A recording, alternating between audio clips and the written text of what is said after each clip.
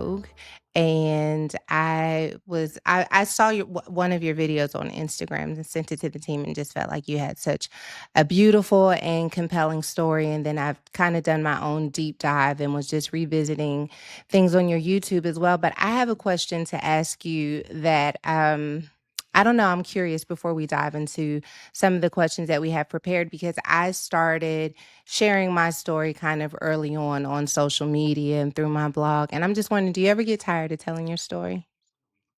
Oh, all the time. I get tired of it, but it doesn't take away me want to actually share it. You know what I mean? Like, Yeah. it's like, should I keep sharing the same thing over and over again? But I see what it does for other people, so I'm gonna share it until I can't share it no more. So, That's how I feel too. It's just kind of like every now and then. I think a lot of people have heard like maybe my messages or books, and so sometimes people don't know my story. But it feels like it's to me, it's like one of the least interesting things about me now. It was a thing that I thought would define me for forever, and then the more that I accepted it and embraced it, I felt like there were so many other amazing things about me that was just the beginning. Do you feel that way? oh, absolutely. All the time. I'm like, a lot of people know me as Kanisha the burn survivor, but I could do some pretty dope things and I'm like, I don't know how to show the world that because I feel like this is my story. This is what I need to keep pouring out right now. Well, I don't know. I wanna That's hear how I about feel. them. I wanna hear about some of those Yeah. dope things that we don't get to know about.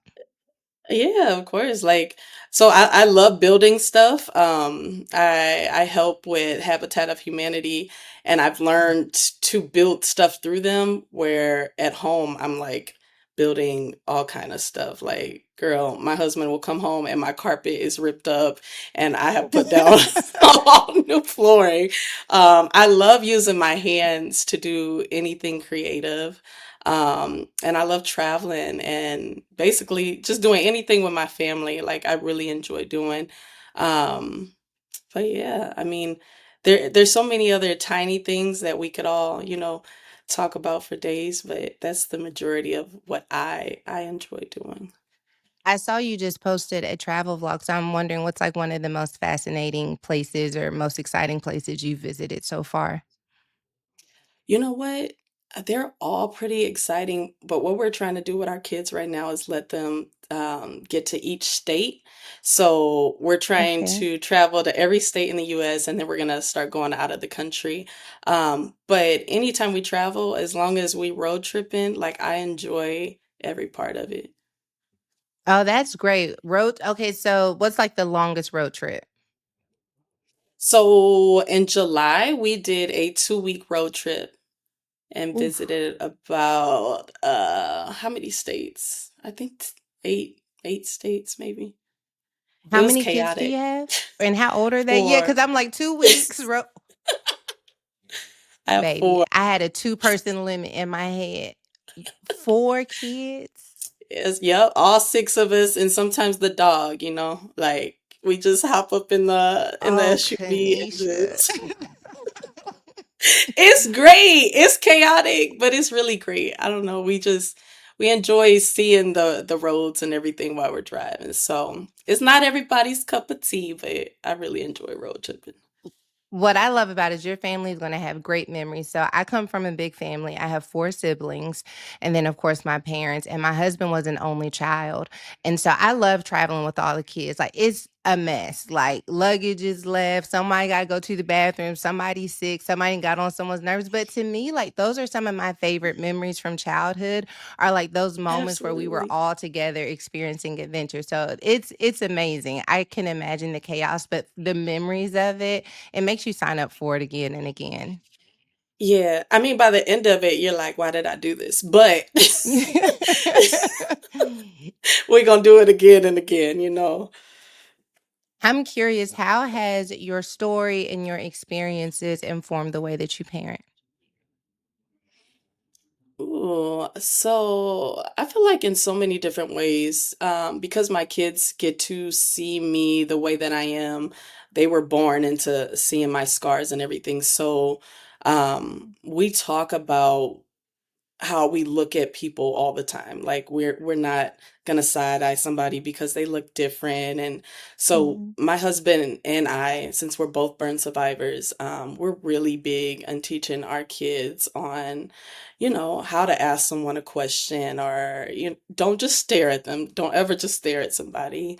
But we make that a daily thing, and we homeschool, so we teach them that while we're homeschooling throughout the days as well.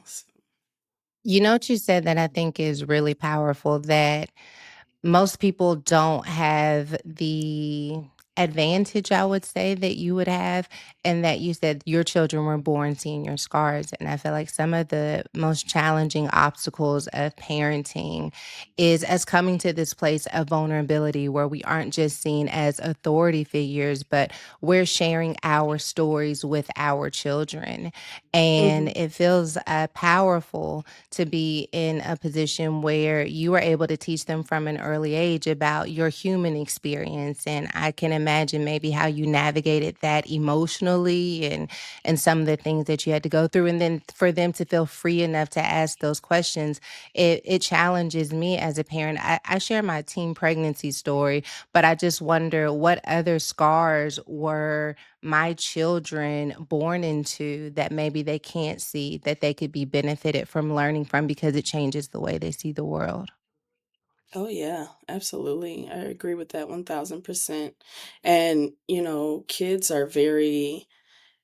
are curious, and as we teach our kids and show them different things, I feel like sometimes the other kids can see that and they'll start, Yeah. doing as they do. That's so good. So, okay, so for anyone listening, can you share with us your story? Yeah, absolutely. So I was in a house fire when I was 4 years old. Our house burned down on Thanksgiving night. And in that house fire, I was like, they got me out of the window and they had to resuscitate me for about 7 minutes before my heart came back. Um, and during that, I lost two of my brothers in that house fire. And I think that was the hardest part for everyone, because that night changed my whole family's life. Yeah. Um, and so I got burned on over 60% of my body. Um, I lost my fingers, and I lost my all of my hair, and I had to learn how to do all the things all over again. So I was in the hospital and in rehab for about a year, just learning to do those things. And as a 4-year old turning 5, getting back into a diaper and trying to learn how to walk again. And it was difficult. But I think the the biggest thing I had during that was like I looked in the mirror and I was like, where's my hair? Like, where is my hair? That was the first thing I noticed. Um, and I think growing up, that was the biggest just thing I had, was like, I'm going to live my life looking totally different from other people. Um, but I've learned how to take that and bring joy to people. Um, Mm. so I listen. I didn't got further than I wanted to in my story, but No. um, I met my husband at a burn camp. He's a burn survivor as well, and now we have four beautiful children. They said I was not supposed to be able to have kids at all. Wow. They they said they told my mom and my grandparents that this girl's gonna be in a vegetable state for the rest of her life. Like, she's not gonna be able to do anything. And I remember telling my grandmother as soon as I woke up, I didn't see like I didn't all I saw was angel wings. And I told her, Grandma, I saw these angel wings, and all I heard was a voice and was like, I had to take your brothers, but I have something special waiting for you at home. And that by itself has kept me through all of these years of just living, just knowing that I do have purpose on here, just like everybody else, but I have purpose on this earth, and it's going to keep me living and encouraging other people as well. I have 18,000 questions based off of that story. I don't even know where to begin.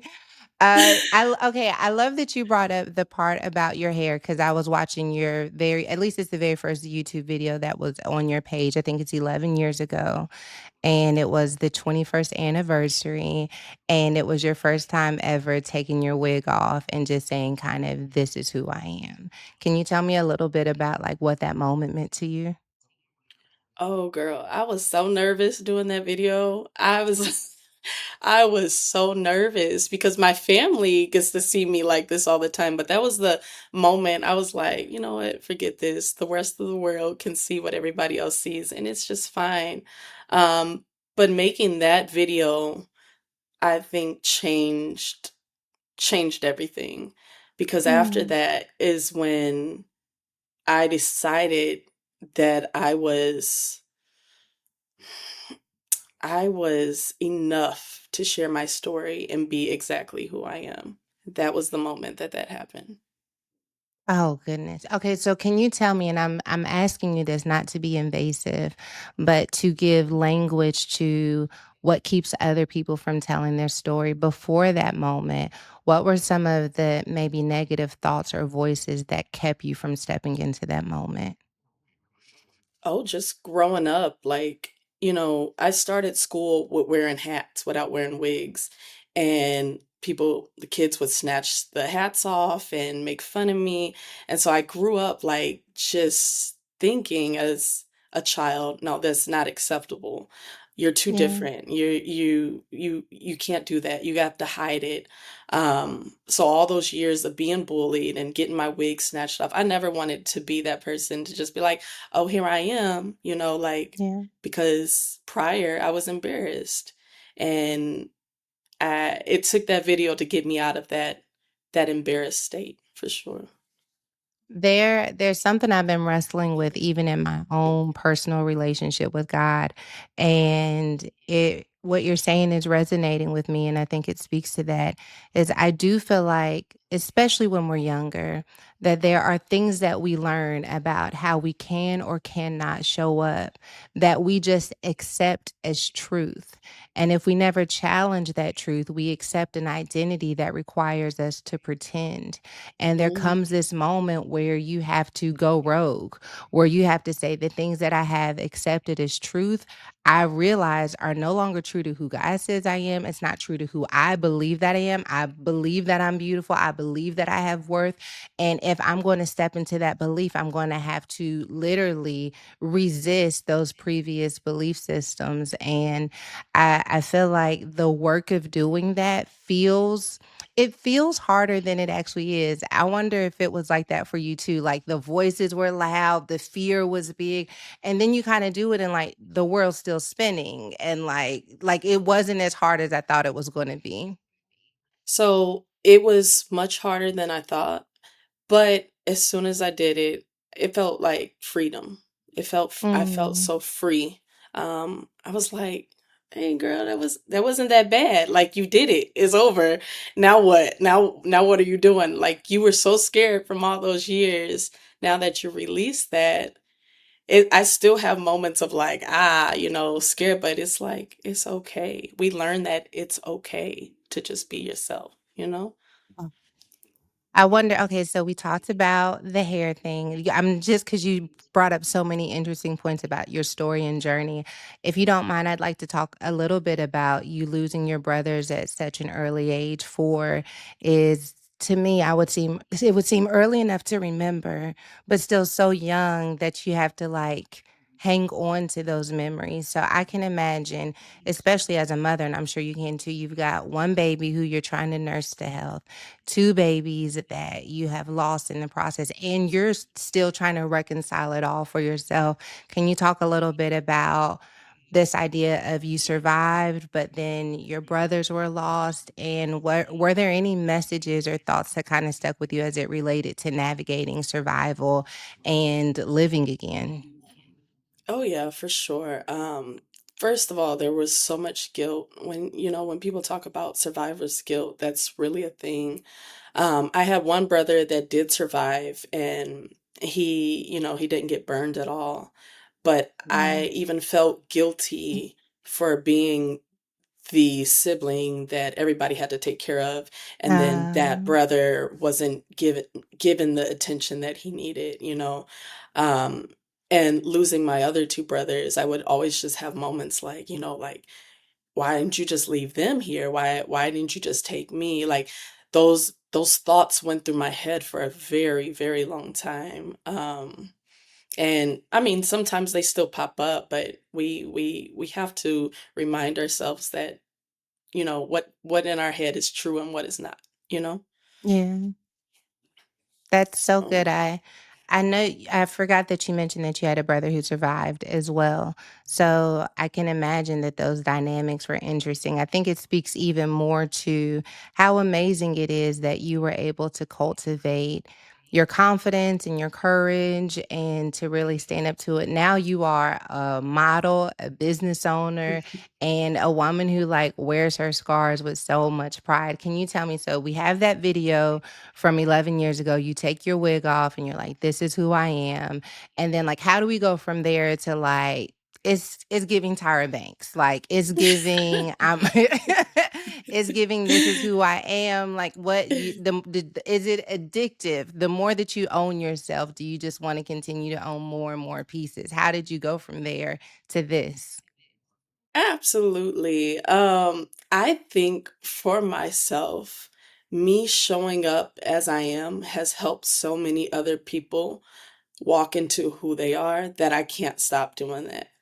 I'm like, Mm, I'm getting the messages, like all these messages, like because of you, I got out of bed this morning and I got dressed because you put this message out there. Like, I'm brave enough to do this today. And so it's like a girl, like you're helping so many people. God is using you to help these people. You can't stop. You got to keep going. That's my yeah. thought with it all. How many times have you been reached out to people who aren't necessarily burn survivors? Because your story is one of those ones that isn't just for those who have survived, going through fires. I can imagine that it's touching more people than that. Oh, all kind of people. And I mean, I'm looking at people's pages like, "Oh, baby, you beautiful. Like you have a problem getting out of bed and doing this." And so it's not just people with scars. It's just people that are human, We Yeah. all have these things that we don't like about ourselves, or that we're self-conscious about. And so it's people all over the world. And there's people from Africa like, "Hey, I just want to let you know because of you that I did this and because of you." And I'm like, what? I'm still in shock of it all, really, every day when I receive those messages. And not only are we inspiring people, but you found love. You go to this burn camp and you find love. How did you know he was the one? Well, I did not know he was the one until later on. We met as young kids, and my husband, he had the biggest crush on me, and I was a very quiet girl, and he thought I was stuck up, so he's like, "Oh, she's not gonna talk to me," and all of this. But I ended up finding his number like on my nightstand one day, and I ended up calling him. And from that moment forward, we have not stopped talking. Like it was a phone call that just led to everything else. And with my husband being the man that he is, he was very self-conscious about his scars as well. And you can't really Mm. even see them. People don't notice them. So we were able to help each other. Like he lifts me up, I lift him up, and it's a really dynamic duo between us. Do you think that you all have, I'm just wondering again because you have the similarities and that you've both experienced burns. I am wondering what it feels like to be loved by someone who knows exactly what it's like to have gone through what you've gone through. I mean, I know there's some differences in maybe where his burns are placed, but I think so in relationships and marriage, I was like communication. Communication is the hardest part, and like trying to understand where the other person is coming from. Not to say that you all don't have differences in other areas. I'm just wondering how having that one similarity or commonality has helped to build a foundation for the way that you engage with one another and the way that you have parented your family. Oh yeah. So we're with us with our scars, there's we feel like there's a lot of times when other people may not understand exactly what we're going through. And I can just go to my husband like, okay, after I take everything off, like I'm tired and my scars are tight and they're itchy and like he knows Mhm. exactly what I'm talking about, like even with living with scars and accepting them. However, you're still gonna have days where you're just like, and so to have that person right next to me every single day and me next to him every single day, holding hands like, it's okay, we got this, and we can tell our children that, as you grow older, there's going to be certain things about yourself that's going to be different that you're not going to like, but we're able to give them that example of why you keep going on, why you keep loving yourself. Um, yeah, like it's amazing, really. Can I ask you a question? Because you mentioned, like, I guess, I would I would assume that because it happened so long ago that maybe, like, you've learned to live it, but you mentioned having those moments where, like, your scars feel tight. Like, what does it feel like to exist in your body? And, like, what are some of the, I guess, residual, experiences that you have as a result of those scars? Yeah, so a lot of times I can't be outside for a long time, or like as much as I would not love to rock my bald head like bald head women do, I can't do that outside. Like I can't let the sun touch my scalp. I can't do that. Mm. So I'm living in freedom, but I still have my things that I can't do. Or there's times where I want to go jogging or exercise and my scars are itching so bad where I can't continue on doing that. There's a lot of different things, even though there's years and years that have gone by. um you gotta learn your body as it grows. Yeah. um I've had struggles with my pregnancy, with the last two pregnancies where my babies had to come early because my skin had stretched too far and it was ripping and it couldn't handle the capacity of them anymore. So there's different things every single day that these scars still, you know, do something, like I still can't just live and not notice them.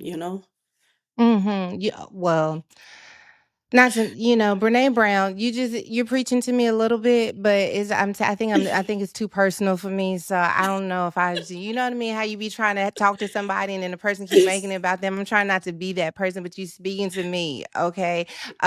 But I listened to this podcast from Brene Brown, and Brene Brown said that she thought that freedom was a world without discipline. And so she had fallen into this illusion that that's what it meant to be free, and now she recognizes that she is earning her freedom by having discipline.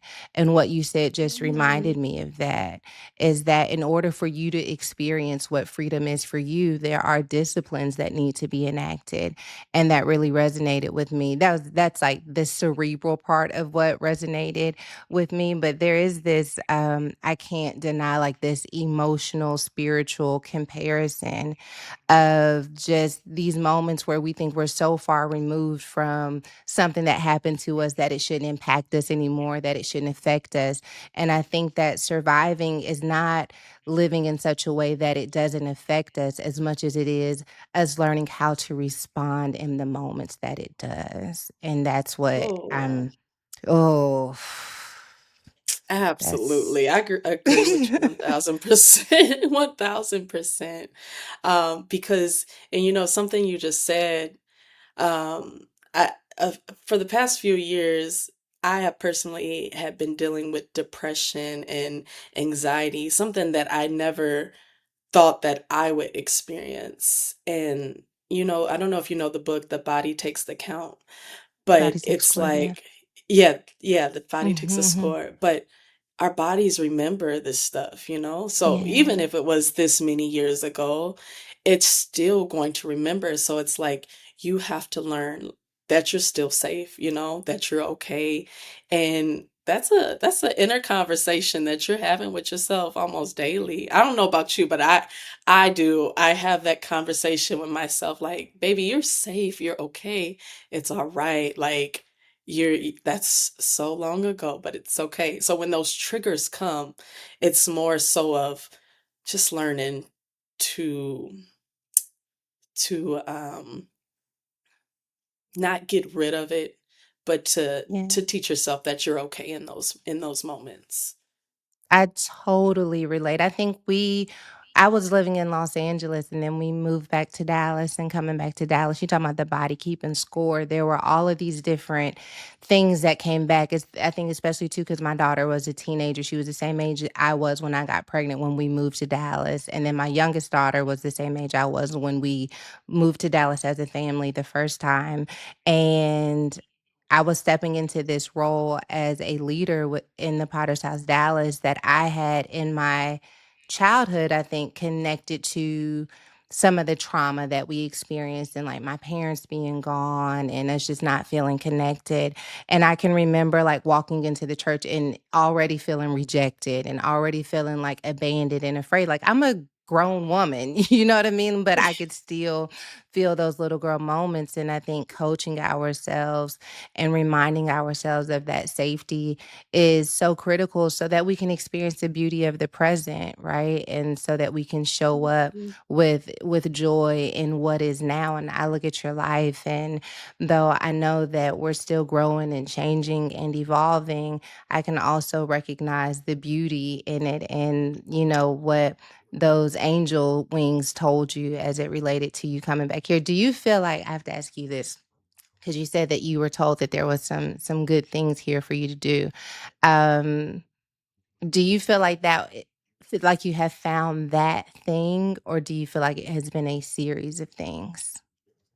I feel like just living is the thing. I Mm. feel like Mm. living freely is the thing, and teaching and showing people that they could do the same. And that seems like a small thing. I know a lot of No. times people are like, "Oh, I'm here to do this and this and this," but it's for me, it's literally to just live. And I appreciate that I had finally recognized that in me because I used to be like, "Oh, I need to be here and I need to be here." No, I don't need to be anywhere. I can do this. I can do this how I do this, you know? That felt like a warm blanket for me. I hope it feels like a warm blanket for those who are living. Like, what if our greatest purpose was to really live, was to just show up fully in what is available now and find joy in it and not be so hesitant or waiting for the pessimistic, waiting for the next shoe to drop that we miss out on the beauty of living. I have to believe, I don't know about you, but I mean, the world is getting crazy. There are so many things to be worried about and concerned about, but there's this part of me when I'm not holding my breath that is able to inhale the beauty of right now and recognize that right now everything's okay. You know what I mean? I don't know what's going to happen this evening, but right now it's okay. And I want to experience the peace that can come with okay and the joy that can Yes. come with okay. Yes, I 100% agree with that. Living in the moment, like that's what we have to do if we're always worried about what's going to happen next or tomorrow. We're going to be stressed out. We are Yeah. going to be stressed. Okay, so you have to tell me, they tell you you're gonna be in a vegetable state for the rest of your life. You're definitely not having children. Mama's popping them things out. Can you tell me about the first time you saw that pregnancy test? Like, what are we doing? What was the feeling? Well, first of all, I was 19 and I Okay. was nervous as all get out. Because I didn't think that it would happen. And I was like, oh, what have I done? I'm going to mess up my body. I'm going to mess up this. And I was just nervous, but I will tell you, when I had that baby, I was like, man, the love that a mother has for their child is just like, I don't know. It's an amazing feeling. Even, these kids drive me crazy, and I'm just like, oh my God, I love you so much. You know how it is. It's just like, but it was amazing to know that I was still able to do that, to bear Yeah, children, even believing all those years that I wasn't, because even the doctors telling me I couldn't have kids, I was still believing other people like, you're never gonna get married, you're never gonna have no kids, you look like yeah. this and you ugly, like, and to have that and to have someone that like really loved me for who I was and to have a kid with, like, it's special. It's Mm, special. I feel that. There's this idea when you've gone through anything that it took everything. And then there's that moment, if you keep on living, that you realize you didn't take everything. And what I have left is strong enough for me to ride the wave for the rest of my life. Yeah. Yeah, that's a good saying. Who's that by? I just pulled that one out. I like Child, that. stress. Stress is pulled. I'm a poet. My computer is cracked. My phone is ringing. It's bringing out the best in me.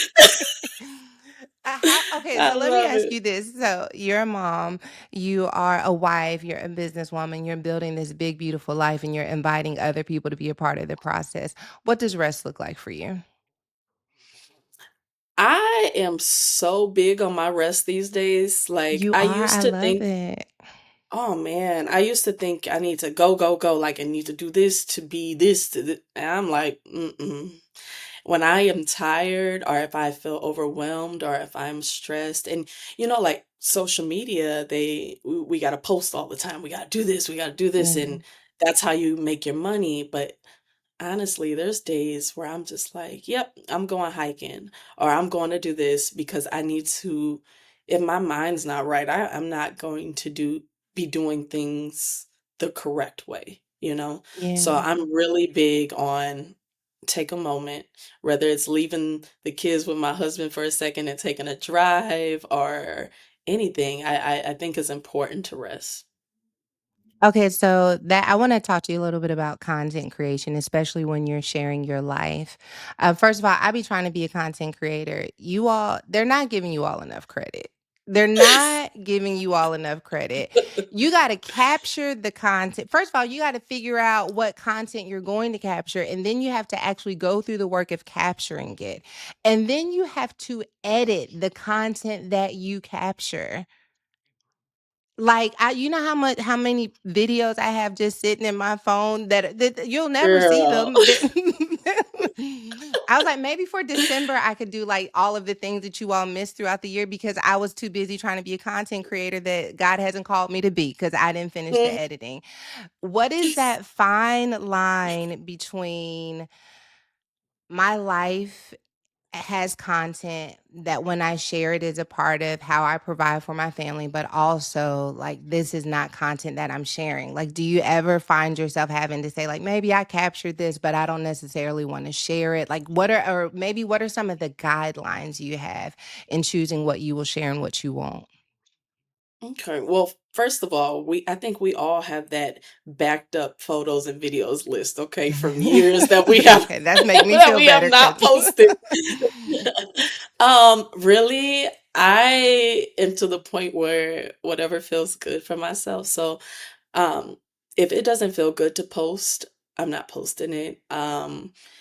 Even if somebody wants me to post, I'm not posting it. And I'm very strict on what my kids want to be in and what they don't want to be in. Like, I don't feel that we need to show every part of our lives because I feel like when we do that, we miss being in our lives. You know what I mean? Like, yeah, we're so busy recording everything, and like, did you enjoy that moment? What just happened? You don't even know because you were trying to capture this and capture that. So we have a rule when we go road tripping or go on trips, like we can record, but there's no posting. Like we don't even edit or post until we do go home. And if Same. my kids say, "Mom, I don't want to be in that video," then no, that video is not gonna be posted because I mean, I believe they have a say too, you know.